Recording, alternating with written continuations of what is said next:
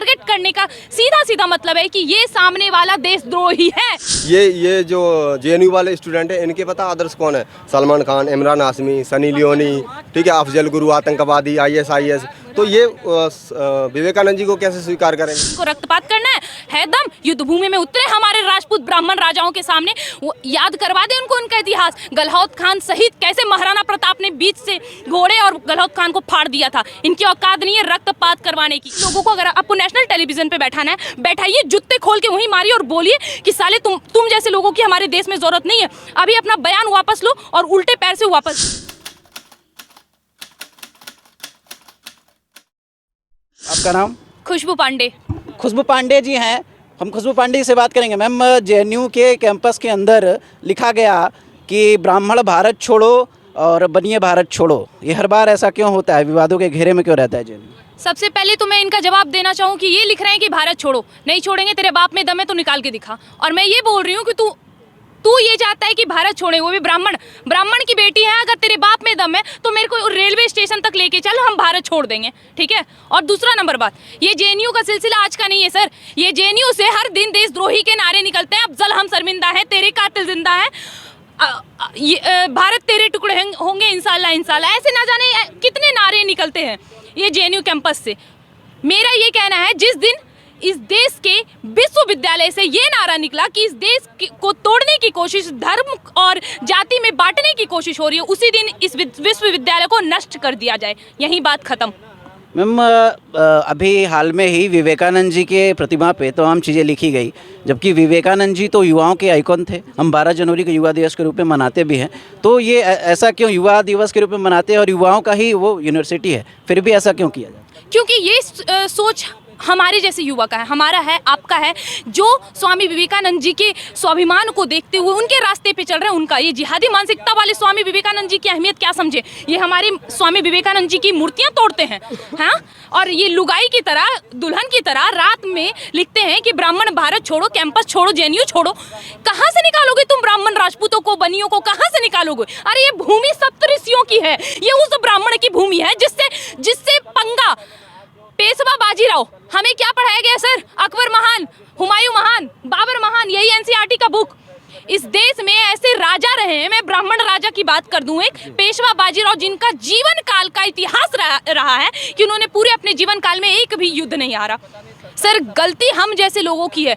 जिस दिन ऐसे देशद्रोही विवादित बातें होने लगे और उसी दिन हम लोग इस पे कड़ी निंदा करने की बजाय कठोर से कठोर सबक देना उन्हें, ये सब सिलसिला बंद हो जाएगा। बता दूं कि उस नारे में उस जो लिखा गया था उसमें एक चीज़ और लिखा गया था, गो बैक टू शाखा। मैम, शाखा से हमें कुछ याद आता है। हम बात करते हैं राष्ट्रीय स्वयंसेवक संघ, जो कि सुबह शाम शाखा लगाते हैं, और उस पर लिखा गया गो बैक टू शाखा।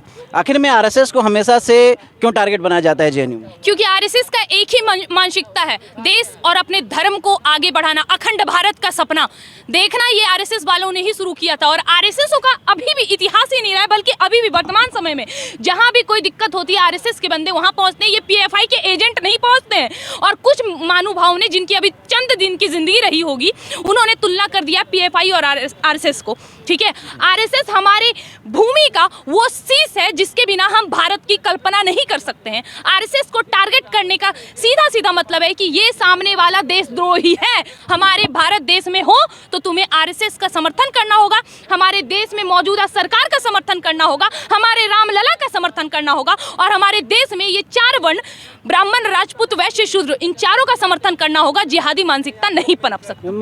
आरएसएस बात करता है संगच्छध्वम संवदध्वम संभव मनांसी जानता, हम सभी के साथ समान व्यवहार करें। आरएसएस तो समरसता की बात करता है, एक साथ की बात करता है, तो इसमें उनको क्या दिक्कत होगी?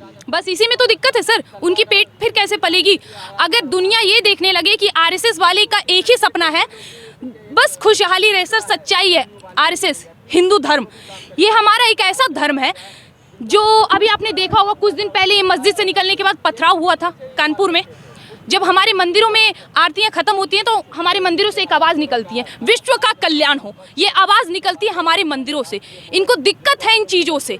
इनको बाबरी मस्जिद चाहिए, इनको ज्ञानवापी मस्जिद चाहिए, इनको सब मस्जिद चाहिए, लेकिन देश का कल्याण का आवाज़ कहाँ से निकलता है? आरएसएस की शाखाओं से, मंदिरों से।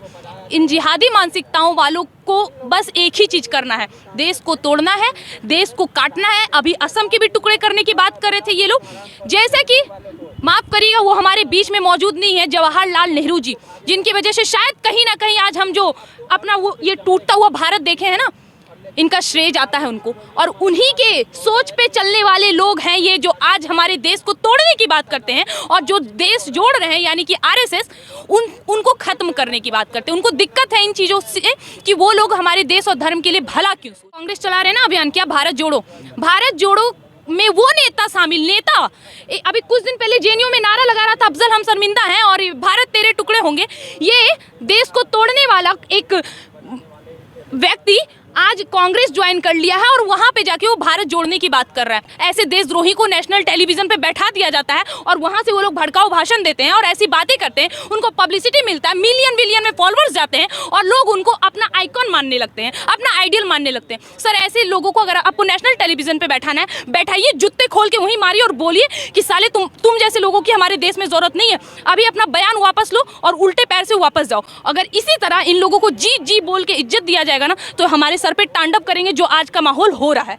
अब खुद सोचिए, रामलला से इनको क्या दिक्कत, कृष्ण भगवान से इनको क्या दिक्कत, हमारे 33 कोटि देवी देवताओं से क्या दिक्कत, इनको महाराणा प्रताप से क्या दिक्कत, इनको छत्रपति वीर शिवाजी से क्या दिक्कत, इनको स्वामी विवेकानंद जी से क्या दिक्कत। सर इन्होंने तो ये बताया कि किस तरह देश का कल्याण हो, हमारे धर्म विकसित हो, सप्त ऋषियों की हमारे जो देश में देन है उसको किस तरह विकसित किया जाए, किस तरह अखंड भारत बनाने का सपना जो हमारे पूर्वजों ने देख रखा है उसे पूरा करें। सर ये सपना देखना गलत नहीं है।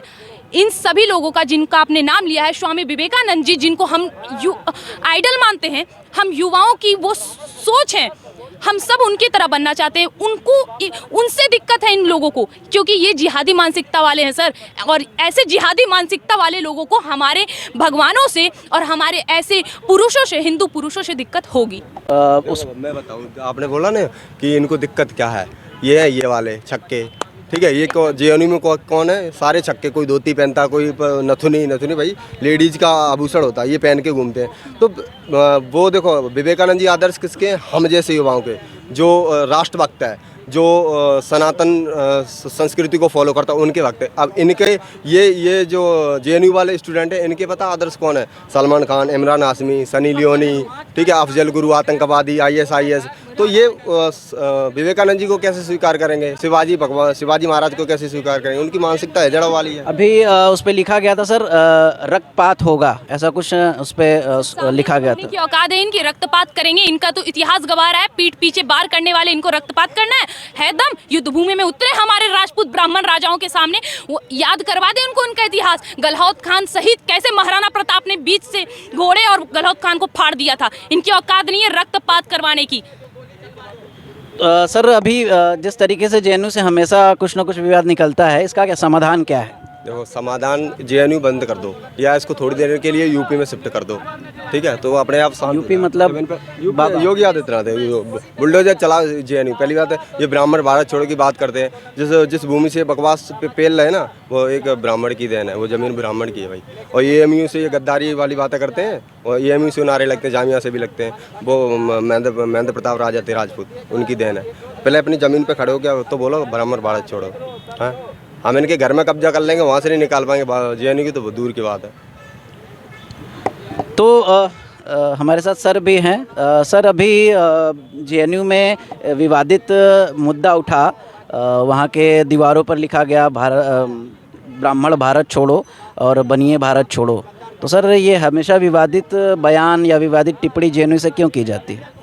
देखिए जी, जब सरकार कोई सख्त कदम नहीं उठाती है तो ऐसे रिजल्ट आते रहते हैं। आप बताइए, जेएनयू एक मंदिर समान है जहाँ से भविष्य बनता है युवाओं का, युवतियों का, जो वहाँ से पढ़कर निकलते हैं, अपने वहाँ से पढ़ाई ख़त्म करने के बाद अलग अलग जगह वो अपने देश का संचालन करते हैं। तो मैं ये कहना चाहता हूँ, जैसे पवित्र मंदिर में अगर ये चीज़ निकल रही है, आ रही, तो पक्का कट्टरवादी वहाँ पर बसे हुए हैं, या कट्टरवादी वहाँ शिक्षक हैं, या कट्टरवादी वहाँ स्टूडेंट्स आ रहे हैं। क्योंकि कन्हैया आपने सुना था, जिसने वहाँ नारा दिया था, भारत तेरे होंगे टुकड़े हजार। जब ऐसे व्यक्ति वहाँ भारत के खिलाफ अपने जिस माटी में पैदा हुए हैं, जिस मातृभूमि में उनके पर दादा दादा पले पोसे बड़े हुए हैं, उसी के वो टुकड़े करना चाहते हैं। तो ये शोभा देता है ऐसे विश्वविद्यालय से। और जिन्होंने ये लिखा है तो एक बांटने की योजना है, एक डराने की योजना है। उनकी हिम्मत नहीं है, लिख तो दिया उन्होंने, पर मैं दोष यूनिवर्सिटी को भी देता हूँ